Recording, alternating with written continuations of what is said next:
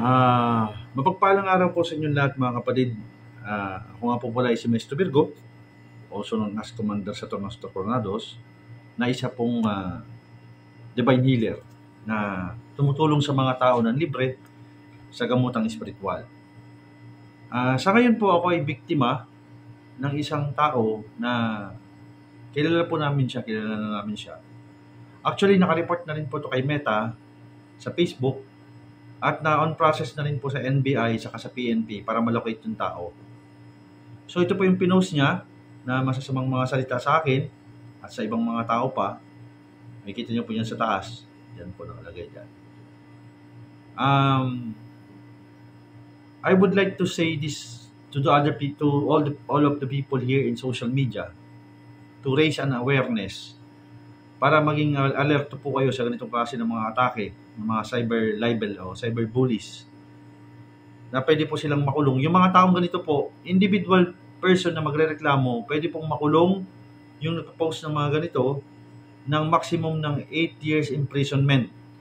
Ang ang penalty niya o ang bayad danyos perwisyo sa tao, 200,000 po, hindi ba bababa ng 200,000. Tapos hindi naman natataas pa sa 10 million. So from 10 million to 200,000 po yun ang bayad ng danyos perwisyo. Depende po sa moral damages kung gaano kalala ang ginawa niya po na kaso o paninirang puri sa iba't ibang mga tao katulad ko.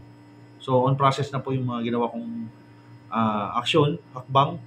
I already talked to my attorney at sa sangay din po ng gobyerno, NBI to PNP, to locate this person. Kahit nasa ibang bansa po siya, ay pwede siyang malocate to Interpol. Kung nasa Pilipinas naman siya, ay pwede siyang makuha. Makuha lang yung profile link. Kahit yung mismong makikita naman sa database ng Facebook yan.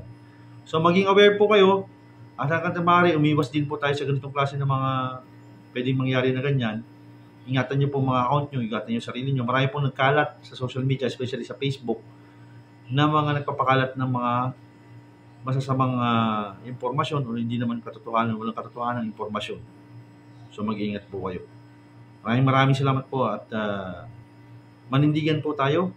Meron pong batas talaga. Ang cyber libel case ay pwede po nating i-file sa NBI o kaya sa PNP. Maraming salamat po. God bless po sa inyo lahat. Hanggang sa muli po.